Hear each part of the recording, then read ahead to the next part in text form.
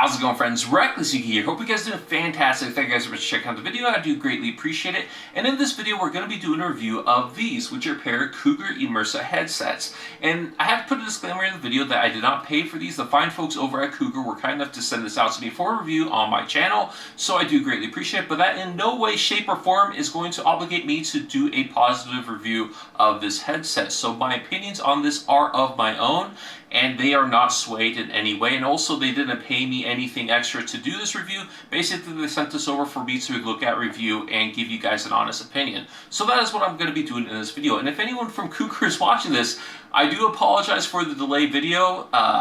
The people at Cougar are kind of probably upset with me because I've been taking so long with this video, but it's because I wasn't too comfortable with these headsets, because when I first received them and tried them and put them on, I wasn't necessarily too over-statically thrilled with them, so I thought I'll give them a fighting chance to keep them plugged into my DAC and play audio through them for about a month, just to see if the drivers would wear in, just to see if the audio frequencies and the audio signatures would change at all.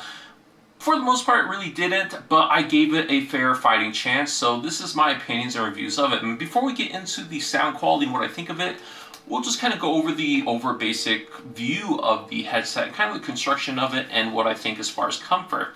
Now, if you're kind of looking at these, you probably notice that these are similar to another headset company, SteelSeries. They make something very similar to this, very closely designed. These come in at an MSRP of $55 is last time I checked, and the audio quality of these are okay. Like I said, I'll get into the audio quality a little bit later, but as far as the construction, they are closed back design. So like you guys know, I am a fan of open back headphones. I love open back, especially when I'm trying to sound or to hear something in a surround sound, especially when I want a open, airy sound stage. These don't really provide that as well as some of my other headsets, and definitely not as good as my Philips Fidelio X2s. But then again, these are $55, and my Philips Fidelio X2s are a $300 pair of headphones, MSRP. The cushion on these are very thick and plushy, pleathery, and when I put them on my head, it feels very comfortable. My one gripe about these is I think with the combination of them being pleathery, very thick, and also the closed back design, these don't breathe at all, so your ears are going to get sweaty and gross, especially if you live in a warm environment. Even though it's kind of getting a little bit cooler where I am, to be basically because it's entering fall, my ears do still sweat in these after about 30 minutes to an hour. So these things, I feel, aren't meant for long gaming sessions unless if you have a well AC room. And even when the AC was running when I needed to run it, these still got decently hot. I was perfectly fine, but my ears were definitely sweaty after I was wearing these. Now the headband here, I mean, it's one of these suspended hairband designs, and this is actually really comfortable. This headset, for the most part, as I wear it, it doesn't have any strain. I don't have any sore spots. It's just my ears get sweaty in these, and that's just something that I find is a little bit negative. As far as like the construction and durability, I mean, these things are freaking tough. I have to say kudos to Cougar for making a very, very sturdy headset. I do like the quality and the emphasis on quality that you guys attempted here. Very good job with that. I mean, there's definitely headsets that are about this price or cheaper, even some that are a little bit more expensive that just don't have the rigidity of this. Like, I mean, this is awesome. I can't do that with a lot of headsets on the market. So really awesome job, Cougar. All right. Other things about this is that there is no detachable cable with the headset. The mic here is a pretty cool design, I have to say. It basically retracts and extends this out, so you can position it wherever you want, whenever you want to talk. And if you want to, stop talking, or you just don't want that kind of in your face, basically just push that back in. Now, this does not mean it mutes at all. In order to mute it, you have this little dongle thing here on the cord itself, which you have to flip up, and then it will mute it, as well as this little headset volume control. So in case you can't reach your computer or you can't reach whatever device you're using to plug this into, you have a way to lower or raise the volume to the max with this, which I have to say the implementation of this is actually quite good. As I was playing and lowering and increasing it, with some of these sort of implementations, like with some of the other headsets I reviewed in the past, I felt that it didn't really do a good job of lowering and increasing the audio. It kind of felt that it degraded the audio whenever I would lower the volume. So these actually didn't feel like that. As I lowered it, it kind of still felt that the audio quality was still there, and it didn't really take away from the experience. It just made it quieter. So I thought that was pretty good of them to include a good quality dongle instead of some of the other companies that I've seen before. The cable itself is a braided cable, so if that's something you guys don't like, then I mean that's definitely a negative, but I personally like braided cables. It's just your own personal preference, especially when it just comes to audio, because I hate it when headphones tangle up, and that's what these things are able to do, is they're able to keep it kind of mostly tangle free for the most part. And at the end here, basically have a 4-prong thing for mobile devices or bottoms of the controller, so that you have your stereo audio as well as your monologue or mono voice along with the ground. So that kind of goes to this little headset splitter that comes with it, so that you can split it to the headphone and the mic if your device requires 2 separate plugs for both. So that's basically everything that came with the headset, and the color scheme isn't too bad. Black and orange, like a Linus Tech Tip type of feel. I think it's a very nice quality. On the side, the kind of grill, and it kind of looks like mesh, but it definitely isn't, and it's definitely not open back. It is definitely close back, because I can hear the reverberations. The drivers in these are 40mm drivers, so not the largest for the widest soundstage possible.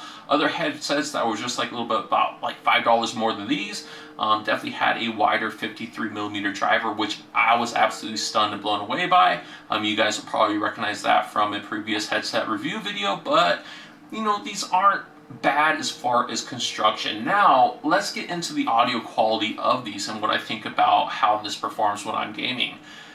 For the most part, I really don't like these. Like, I just can't help to, when I wear these, I feel that I'm not getting the full experience of the games I'm trying to play. The audio seems a little bit muddied as I play the game and I listen to things compared to my Philips Fidelio X2s.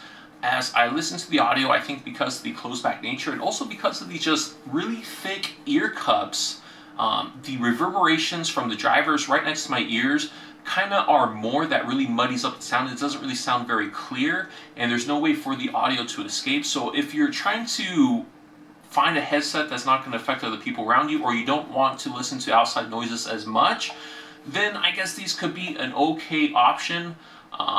But I feel that there are better options for a little bit more money. But if $55 is your absolute max and you can't afford anything more, then I think these are okay if that is something that you're really interested in.